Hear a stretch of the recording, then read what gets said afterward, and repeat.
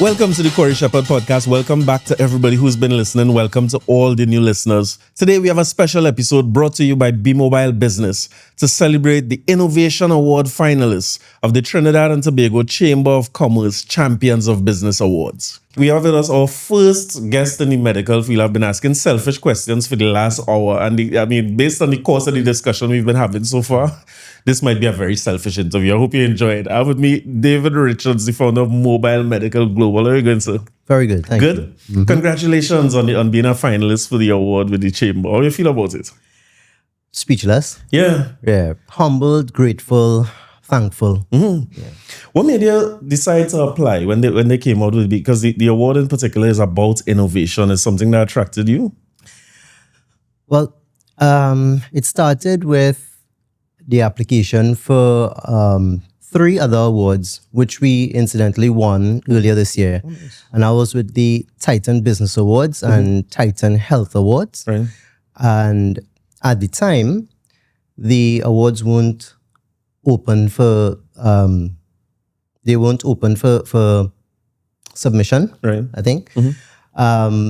And after submitting the applications for the Titan Business Awards, it was like about 2 weeks later, applications were open for submission, and I just decided to apply. Yeah. Sometimes the application for these things as business owners, it could be like a lot of work to put together all the information. Yes, that's true. It is. It is. I was talking to a producer recently who said he had won, I believe it would have been Innovation Award as well. And he said that was the only time he kind of looked at what he really did over his lifetime and how innovative it was. You felt that when you were going through the process? Exactly. So when I saw the list of questions and I started answering the questions, it was like an explosion in my mind. It's like, I didn't realize that I was doing all of this when I was doing it, because when you're working, your head down and you're just going through the motions, you're grinding because you want to put out your best product. You want to serve your customers. And in my case, customers and patients, So you focus on your product or your service and you don't think about what you've overcome, what you've done to reach at this position. So going through those questions was like a eureka moment. I can imagine. There's a thing in entrepreneurship, right? You focus on where the next problem is or what the issue was. So where did the opportunity arise for you? Where did you see the opportunity? Or maybe we should tell people exactly what you do, because it's a very interesting offering, I would say. So we are Mobile Medical Global. We're in the healthcare industry, specifically medical imaging. And we have portable machines where we go into patients' homes and provide x-rays, ultrasounds, ECGs. Right. Yeah. COVID taught us a lot. And it was during the COVID period that we really exploded, Medicine long ago was patient-centered. I remember watching Westerns with my dad, and you would see the doctor with a black bag going to the cowboy that gets shot. I suppose. Yeah. And then if you go even further back, the bush doctor or the shaman, they would visit the sick. And they're of the community too. Right. But because of the amount of people that doctors have to serve, and the sterility issues, etc., for certain procedures, you need a facility or an area where the patient has to go to the doctor. Right. But in some instances, that's just not possible, because you have patients who are bedbound because of injury and disease, or patients who have a compromised immune system. And if they were to go out into the public, they are exposing themselves to innumerous amounts of diseases, So you have this strata of the society that really needs that care. And we are trying to take auxiliary services to them. Because you have doctors that make that home visit. But if they need imaging or they need another test to confirm a diagnosis or to complete a differential, they're at a loss, because then you need special equipment to transport the patient either by ambulance, or, the relatives have to take time off to take them to the hospital, which is a logistical challenge, as well as also expensive, you know? So that's the gap that we seek to fill. So yeah, that's where the opportunity came from. The idea came from a patient that I did while I was a general radiographer at a private hospital. And I've told the story a lot of times. But she fell at home and was seen by a doctor. But again, because he didn't have the tools to be able to see what was going on, he referred her to the hospital to have imaging done. By the time she got to us in the X-ray department, she was lamenting about the pain, the inconvenience, the discomfort, the having to wait for a relative to bring her to the hospital or to accompany her to the hospital, etc. And I've had the opportunity to be shaped by both grandmothers, maternal and paternal, very close relationship with them. And I started to think, if this was my grandmother, how I can help alleviate some of this pain. And that was where the idea came. Just take the X-ray machine to her. Yeah. You know, as a layman, sometimes when I hear imaging, I think X-rays immediately. Is it more than that, or is it? Oh yeah. So there was a doctor, and I don't remember his name. He said radiology is the eyes of medicine, and it started by mistake with Conrad Röntgen, who discovered X-rays totally by mistake. So yes, you have X-rays, but you have other imaging modalities. There's ultrasound, there's CT, there's MRI, there's nuclear med. MRI is the fun one. We had to go in this little. Well, CT and MRI have similar machines. There's a big donut, and you go in. It's remind me of a building on Long Circular Road always, and I get very nervous when I had to go in that thing, you know. A lot of people have claustrophobia, right? Yeah. They asked me, you know, when I went, they asked if you're claustrophobic, and they asked there was some kind of sedative they were giving you. And I said, nah, man, I good, boy. I started to sweat. That was rough. But I mean, I could understand the importance of it, you know? Yeah. I have had 3-4 MRIs. Yeah. And what I've noticed as I got older, the anxiety and claustrophobia got worse. Oh, it increased. Yeah. Yes, and this is interesting. And even going back to something you said that I experienced as you talk about grandparents, we've seen it where I wonder sometimes if imaging and let's assume it's like me, you know, I mean, I have an injury. Right. I wonder how risky it is for people like us who love our grandparents dearly. How risky is it for us to move them? You know, sometimes a professional knows what they're doing if they're moving a patient from one place to the next. And sometimes our house is not designed for that. We carry them down a step and it have a turn. And is that a risk that you all encounter a lot with people? Well, in terms of taking them from home to the hospital? And doing more damage? Well, that's not my area of expertise. I know that the EMTs are very well trained in that area. However, it does pose challenges because all houses aren't built the same. Some people who do their own construction don't always go to code, so doorways may not be as wide. And actually, as we age, just as we baby-proof a home when the baby comes, we don't geriatric-proof our homes as our parents age. For example, doorways ought to be wider because, you know, you need them to be able to pass comfortably, or if they are on a wheelchair, you can navigate with a wheelchair. Rugs are a no-no. Oh, trip hazards. Definitely. Grab bars are important. Proper lighting, as well as you change the door knobs. Instead of knobs, you have handles, because as you age, you know, the fine motor skills are affected, especially with arthritis, etc. Yeah. So we should geriatric proof our homes to help aging become a little bit easier to navigate. Understood. We all getting there, right? Oh yeah. Yeah, so you found this opportunity to take it to people. I saw it. My first experience with anything like that in the medical world was COVID too, where home testing was offered by some companies. And when I saw or reading your information, that's the first thing that came to mind. But I did see that you all said COVID for just basically doing things at home for people who would be at risk to come in hospitals. It's not something you think about day to day as a person like me, but you all would have had a lot of work to do during that time, yeah? Yeah, very much. Because we straddled both types of patients. where we had patients who were COVID positive. And because the hospitals were oversubscribed, they were being taken care of by doctors at home. Right. And one of the basic or important tools during COVID to assess the infection was a chest x-ray. I see. Yeah. So the doctors would request a chest x-ray. And of course, we'll go in with all the necessary PPE and, do the x-rays for the affected patient. But then you also had patients who were COVID negative and didn't want to go to the hospitals because of a fear of contracting the disease. We were able to facilitate them as well. Yeah, it makes perfect sense. I guess it's not something the average person thinks about day to day. No. Yeah.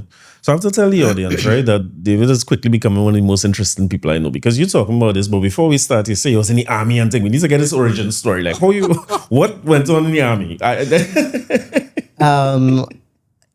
I'm very grateful for my tenure at the Trinidad and Tobago Regiment. Actually, I was sent on scholarship to do radiography. Right. Yeah. From the military? From the military, yeah. And I was, because of an officer who saw my potential, and she was very passionate about all her subordinates. Even though I wasn't her subordinate, she just looked out for young people, and she had a very calm and subtle way of talking. So we were at a function one time, and she knew that I had O levels and A levels. Right. So she said, Richards, why don't you go and do something with your life? I hate to see young people wasting their time. And very calm and nice lady, And we have a saying, yes sir, 3 bags full. So you just agree, so you get the person to get off your back. You know what I mean? Well, it wasn't so easy. No. It wasn't so easy. Because not too long after that, she brought a newspaper with a centerfold of Costat's offering. And she said, look, see what you could apply for. She gave me the paper and told me to see what I can apply for. So, as the story goes, every time she saw me after that, she would ask, you apply yet? No, ma'am. You apply yet? No, ma'am. 3 bags full. Until she got fed up and she threatened to lock me up. Military lock. She said, because she'll charge me for failing to comply as to show willful defiance. Understood. Because she gave me an order and I didn't fill it out. I didn't comply. Yeah. And just not to get locked up, because I was very jumpy as a young soldier. I applied and was shortlisted to be interviewed at Costat. Went to the interview, did well, got accepted to the program, and that is where everything Started took from off. there. Yeah, So you had interest in it before, in anything like that? absolutely not. Yeah. Oh, no. I waiting to hear this deep medical background like you was always No. Because not necessarily radiography, Right. but medicine. For 2 reasons. And this takes us to the story about my paternal grandmother. Yeah. We were very close. She took care of me from a toddler to around age 4 or 5.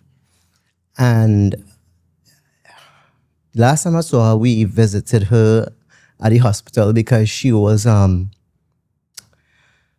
very sick, and the doctors knew, so they called us in to see her. Right. But as I said, I was like about 4 or 5, so the gravity of the situation, I was clueless, right? And when they allowed us in the room, I told her, "Don't worry, I'll become a doctor and I'll save you. I'll heal you." And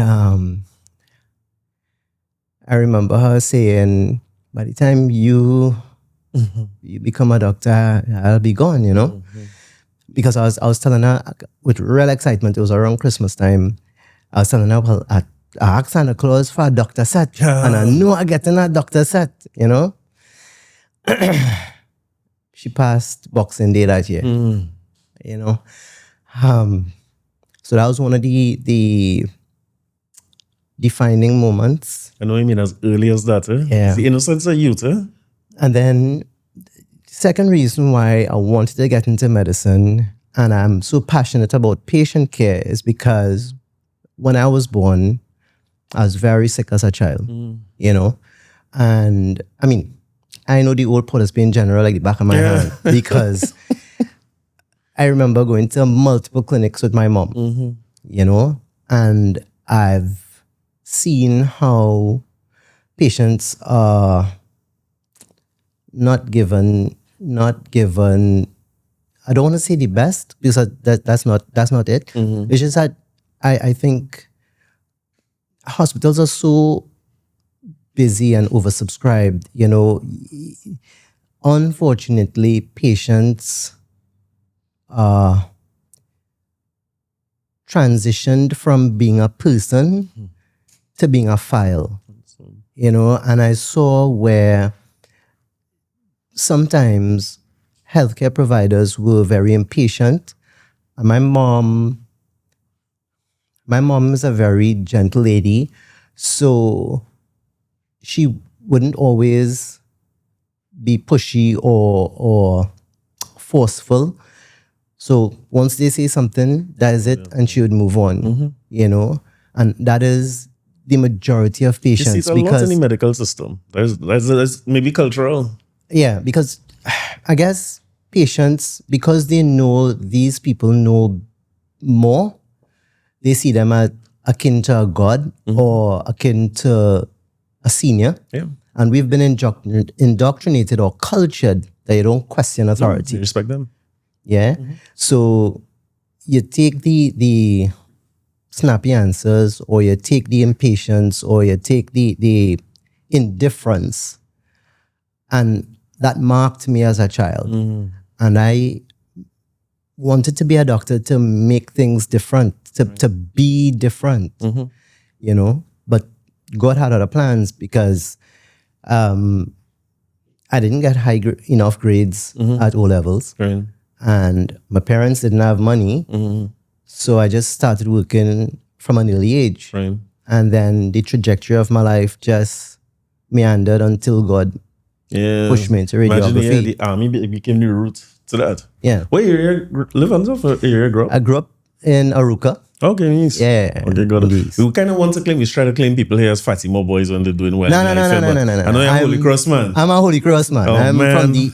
This thing was going good. it just started to get better. It was good. You're right. It was going good all the time. It just got better. You're going upward. Holy Cross in the house. Yeah. Before I get into that, because I know you do some interesting work with Holy Cross as well. I'm very interested in there's a philanthropical side to your story that I'm intrigued by. But I wanted to figure out as a youth, what made you decide that you're going into the regiment? Honestly, I couldn't get another job. So yeah, it was about the work. It was just, And then I had an uncle and a cousin who was in the army at that time. And I mean, I applied to everybody and their brother. And with 5 O's and 2 A's, I still couldn't get a job. In fact, when I got called for the army, I was actually working in a gas station. Right. You know, so things were not easy. Yeah. I mean, even applying to service commission, and I'm 50 now, and I still haven't gotten a response. No, must check them back. When you leave here, we go past there and see. All right, then. Very, very interested. Yeah. Now, from B Mobile Business, I know that their interest in sponsoring the award and working alongside the chamber for years has been they provide the technology and platforms for innovators. And you going up as a finalist for this award speaks volumes. And when I was checking what is the criteria to become a finalist, and it said originality, marketability, scalability, social impact, and technical aspects. And I was recently like a lecture part-time, and I've seen where business classes have changed from looking at, like when I went to school initially, they said the purpose of a business is to make a profit. Like they used to teach you this in Business 101, right? And I had lecturers say, and I've said it to students too, that, hey, you see all that it's talking about profit is what you're in a business for. So when I saw this social impact, and recently I was called to do a course called Social Entrepreneurship, where it leads with purpose. Right. And of course, profitability is key, because when you're solving a problem as important as the issue you're solving, you want that business to be sustainable in the long run. Yeah. You want to be around. But the social side seems to be important to you as well. I was looking at some work you did with Holy Cross, or your work with the school itself. Well, I want to back up a little Please. bit, right? Yes, profit is important, but I think we need to redefine the definition of a business, right? And I think a business solves a problem. And depending on the size of the problem you solve, determines the remuneration. Gotcha. Right? So, and I tell my staff, if you focus on money, no amount will be enough.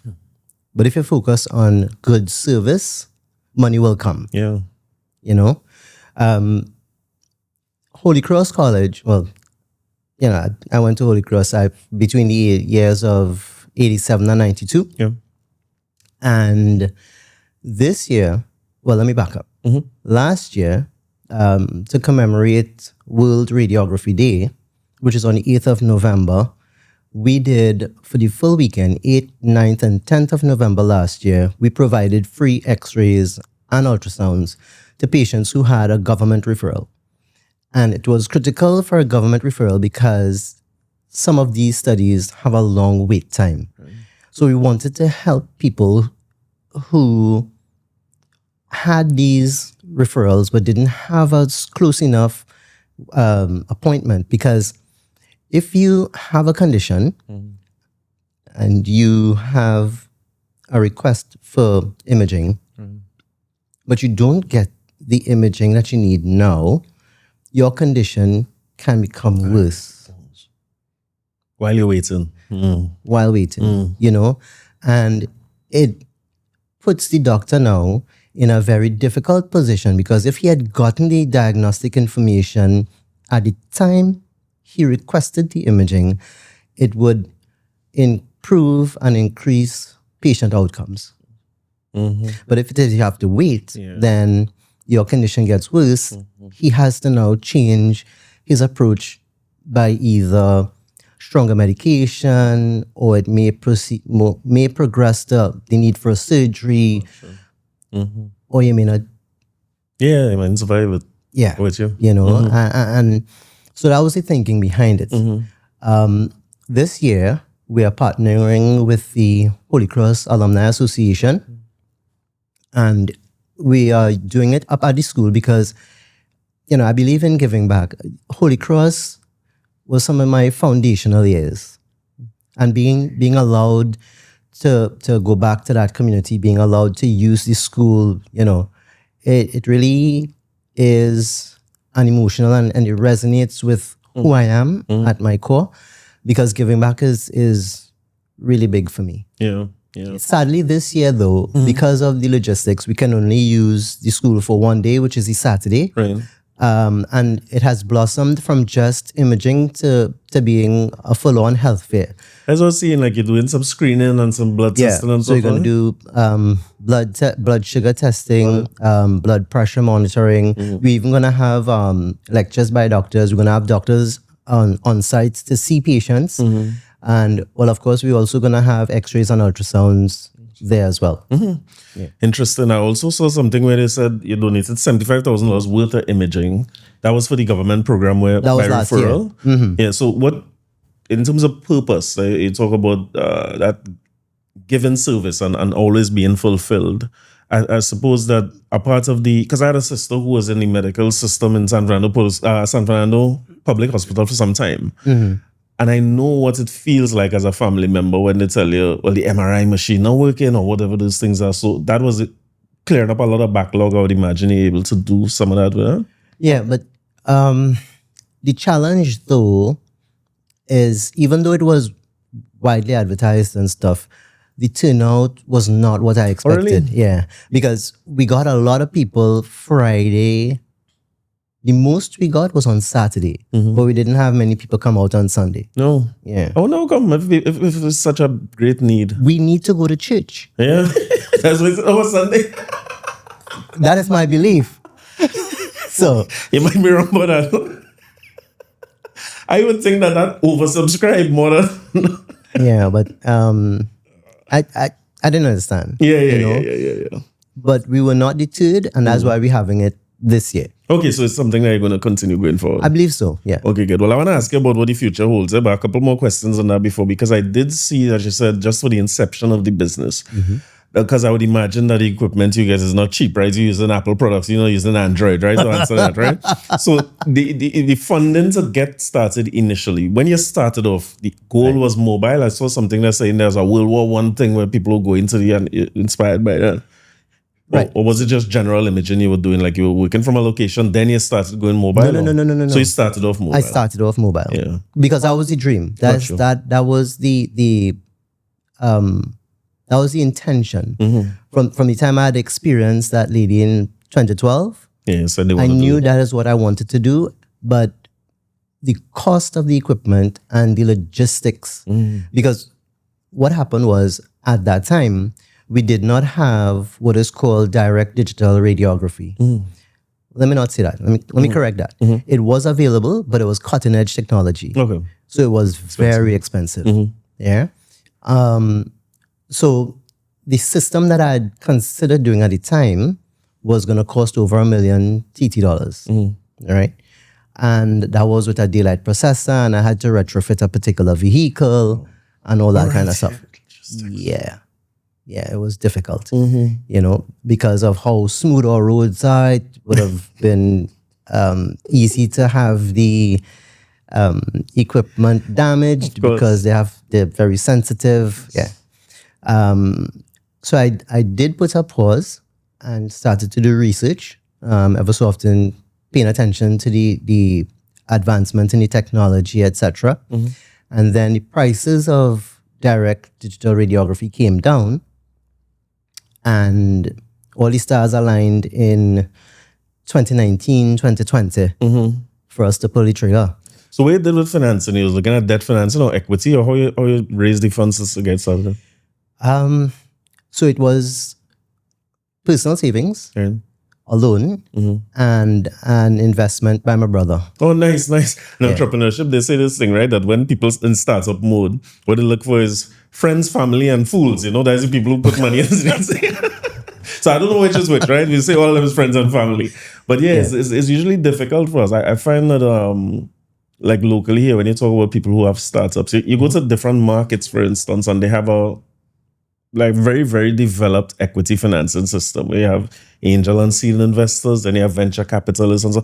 Not that they don't have it here, but I tend to find that when you talk to most people, it's debt. You end up having to borrow and go into it. Where's your heart rate and thing like? Where's your blood pressure like when you're making that first move? You sure about what you're doing, or you're frightened, or what you feeling like? So I approached a number of people, right, to buy in.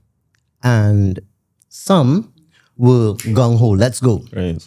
And then one in particular said, no. And the reasoning behind the no was, you don't have anybody that said in writing that they will support you. You have no doctors that have said they will refer patients to you. And here it is, you want me to give you this amount of money for an unproven concept. Sure. Yeah. So I've had a lot of sleepless nights. Yeah. We survived them here. Yeah. What does the future look like for you? Because you've been winning awards. I think it is definitely, whether you win the award or not, is definitely innovative in all markets and in all contexts and very much needed. What does the future look like for you? And I wonder if you could answer that from both sides, from both the side of the business and solving the problem, but also the social side. So there's OMV, right? Origin, mission, and vision. Okay. I've shared with you the origin of how I became to be where I am today. Okay. And the mission is that medical imaging should be available to everyone, anywhere. Right? That's the mission. The vision is a world where you can access auxiliary services wherever you are. You know? So last year, I was privileged enough to go to St. Lucia and provide support to a gynecologist there, where we did some gynecological procedures using the X-ray machine. Right. You know, what I see is being able to expand this model throughout the Caribbean and bring those services to patients who cannot access healthcare at a hospital. You know, so that it'll improve patient outcome, it'll improve patient care, you know, and the management of diseases. That's one. For me personally, my goal is to be able to put a radiology department in a container and offer free services. Yeah. You know, and it might be in Rwanda, it might be in Africa, it might be in Haiti, you know, wherever the need is. Because what I've understood recently is some of the people who are doing imaging in these underserved or deserving areas are not radiographers. Really? Yeah. And it's not that they're they're willingly breaking the law per se, Sure. but it's just that they don't have the personnel to do it. Right. You know, and there's a misconception that radiographers are glorified photographers. We just point and press a button. Oh, is that so? But it's not, because we have so many technical factors that we have to take into consideration, you know, ranging from the person's body type, their condition, their potential diagnosis, and all these things, you know, to calculate the amount of radiation that we dispense to them. Because we have a golden rule, and it's the ALARA principle, as low as reasonably achievable. So we would try to always dispense the least amount of radiation that we have to get an image of proper diagnostic quality. But if you don't have the knowledge and the training, and you just get basic guidelines, then it stands to reason persons who are not qualified will not know all these things, and so therefore the patients who they are taking x-rays of might be overexposed unnecessarily.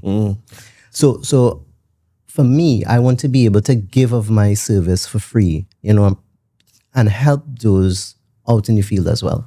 Understanding 100%. Like for me as a patient, now again, I would like to think that anywhere I go into that have anything to do with imaging, I would want to think that the people who on the other side have the expertise to do it. I feel, you know, I feel comforted by the certificate. So I wouldn't say maybe I assume that when I go into this paper on a white coat, you look qualified to me. But I think even more than that, and coming out of this conversation, I think it would feel better to me to go to somebody who has their purpose at the center, and I get that impression from you. I get that from you too. Even some of the things that you're saying in terms of your future and the way you want to approach it. Some of it, this is expensive stuff. The equipment's expensive. The process is expensive. So for you to start off with the mission or trying to, or even say that when you ask about the future, you want to do it for free. The problem is at the heart of what you approach. Yeah. Yeah. That's it. Well, congrats in advance. I feel you had them, you know. What do you think? I think so. I feel so. I've already written my acceptance speech. Good. Do you want to give it now? Well, thanks very much, bro. I appreciate this. And continue to do the great work at Mobile Medical Global. I understand the global part of it now in your last answer as well. I appreciate it. And continue doing the great work that you're doing. It's solving our problem. You know that. You're seeing it more than us. Yeah. I appreciate it. Thanks very much. Thank you very much. Amen.